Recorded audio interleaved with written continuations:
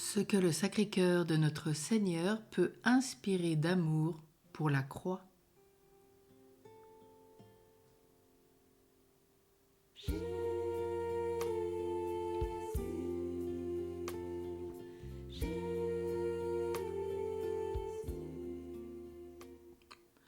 Comme toute chose n'a de repos que dans son centre, et que chacun cherche ce qui lui est propre, mon cœur, tout abîmé dans son centre, qui est le cœur humble de mon Jésus, a une soif inaltérable des humiliations et mépris, et d'être oublié de toutes les créatures, ne me trouvant jamais plus satisfaite que lorsque je suis conforme à mon époux crucifié.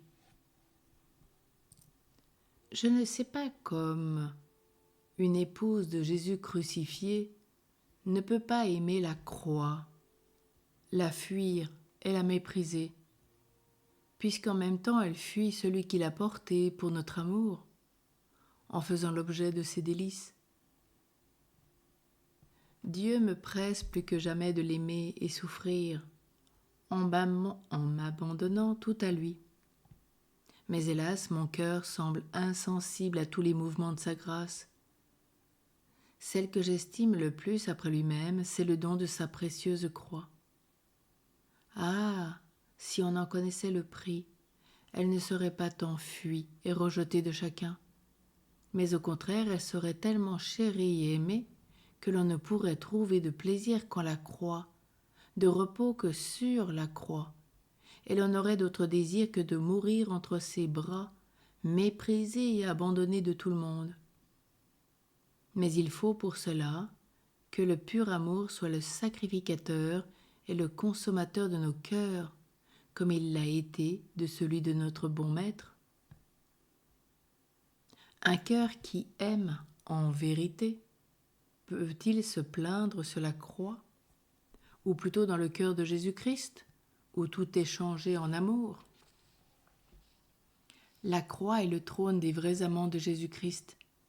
Il est vrai que je ne suis pas de cette façon, puisque ce n'est que pour mes péchés, mais il n'importe, pourvu que nous souffrions avec Jésus-Christ pour l'amour de lui et selon ses desseins, cela suffit.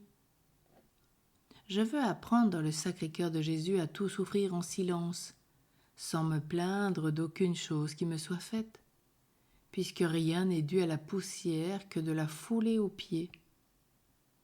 Je suis pauvre de toute manière, Dieu merci, et ne désire être riche que du pur amour de ses souffrances, mépris et humiliation.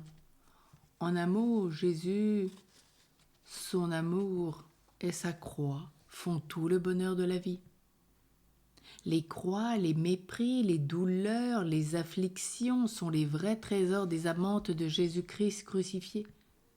Soumettons-nous donc aux ordres de notre souverain et confessons, malgré tout ce qui nous semble rude et affligeant, qu'il est bon et juste en tout ce qu'il fait et qu'il mérite en tout temps louange et amour. Qui dit pur amour dit pure souffrance. Voilà donc ce que j'ai à vous dire sur cet article de vos peines, lesquelles vous devez chérir et vous unir souvent au dessein de Dieu sur vous. Je ne sais que dire à ceux que j'aime si je ne leur parle de la croix de Jésus-Christ. Et lorsque l'on me demande les grâces que notre Seigneur me fait, indigne pécheresse, je ne saurais parler que du bonheur qu'il y a de souffrir avec Jésus-Christ, car je ne vois rien de plus précieux que de souffrir pour son amour. La croix est un trésor inestimable, la croix est ma gloire, l'amour m'y conduit, l'amour me possède, l'amour me suffit. Sainte Marguerite Marie se souvient d'avoir, dans son enfance, cherché à séparer la sainteté du sacrifice.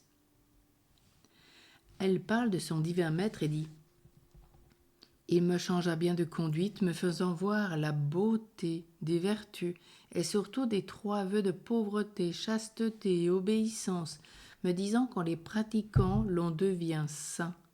Et il me disait cela parce qu'en le priant, je lui demandais de me faire sainte. Et comme je ne lisais guère d'autres livres que la vie des saints, Je disais en l'ouvrant, il m'en faut chercher une bien aisée à imiter, afin que je puisse faire comme elle a fait, pour devenir sainte comme elle. Mais ô mon Dieu, je ne pensais pas alors ce que vous m'avez bien fait connaître et expérimenter depuis, qui est que votre Sacré-Cœur m'ayant enfanté sur le calvaire, avec tant de douleur, que la vie que vous m'y aviez donnée ne pouvait s'entretenir que par l'aliment de la croix, laquelle serait mon mets délicieux. Sainte Marguerite Marie, enivrée de l'amour de la croix, en a néanmoins senti les épines. La sainte nous raconte ainsi une vision dont notre Seigneur l'honora peu de temps après sa profession, alors qu'elle venait de s'écrier « Eh quoi, mon Dieu, me laisseriez-vous toujours vivre sans souffrir ?» Il me fut d'abord montré une grande croix dont je ne pouvais voir le bout, mais elle était toute couverte de fleurs. « Voilà le lit de mes chastes épouses où je te ferai consumer les désirs de mon pur amour. » Peu à peu, ces fleurs tomberont et te restera que les épines qu'elles cachent à cause de ta faiblesse. Mais elles te feront si vivement sentir leur piqûre que tu auras besoin de toute ta force de ton amour pour en supporter la douleur. Ces paroles me réjouirent beaucoup, pensant qu'il n'y aurait jamais assez de souffrance, d'humiliation ni de mépris pour désaltérer l'ardente soif que j'en avais, et que je ne pourrais jamais trouver de plus grande souffrance que celle que je sentais de ne pas assez souffrir, car son amour ne me laissait point de repos ni jour ni nuit, mais ses douceurs m'affligeaient. Je voulais la croix toute pure. Il ne me manquait que la croix, dit-elle encore, sans laquelle je ne pouvais vivre ni goûter de plaisir, même céleste ni divin, parce que toutes mes délices n'étaient que de me voir conforme à mon Jésus souffrant. La sainte ne tarda pas à expérimenter les effets de la promesse de notre Seigneur. Elle se trouvait souvent accablée de tant de douleurs qu'elle ne savait plus comment se gouverner. Il me semblait souvent qu'en commençant un exercice, je n'y pourrais pas subsister jusqu'au bout. Et puis de celui-ci, je recommençais un autre avec les mêmes peines, disant « Oh mon Dieu, faites-moi la grâce de pouvoir aller jusqu'à la fin. » Que je rendais grâce à mon souverain de quoi il mesurait ainsi mes moments par l'horloge de ses souffrances, pour en faire toutes sonner les heures avec les roues de ce douleur. Cet esprit duquel je crois être conduite me voudrait toujours voir abîmée dans toutes sortes d'humiliations, souffrances et contradictions. Autrement, il ne me donne point de repos. La nature n'y trouve pas son compte à tout cela, mais cet esprit qui gouverne le mien ne peut souffrir que je n'ai aucun plaisir que celui de n'en avoir point. Il plaît au Seigneur de me tenir dans un état de souffrance continuelle, où je ne me connais plus moi-même, avec un épuisement de force qui me donne une extrême peine à traîner cette misérable charogne de péché. Il me semble d'être comme enfermé dans une prison obscure, environné de croix que j'embrasse tour à tour. Si vous saviez le mauvais usage que j'en fais sur toutes ces chères humiliations et abjections, accompagnées de pressures de cœur et angoisses, presque de toute manière. Et il me semble que mon âme est quelquefois réduite à l'agonie et dans la dernière extrémité.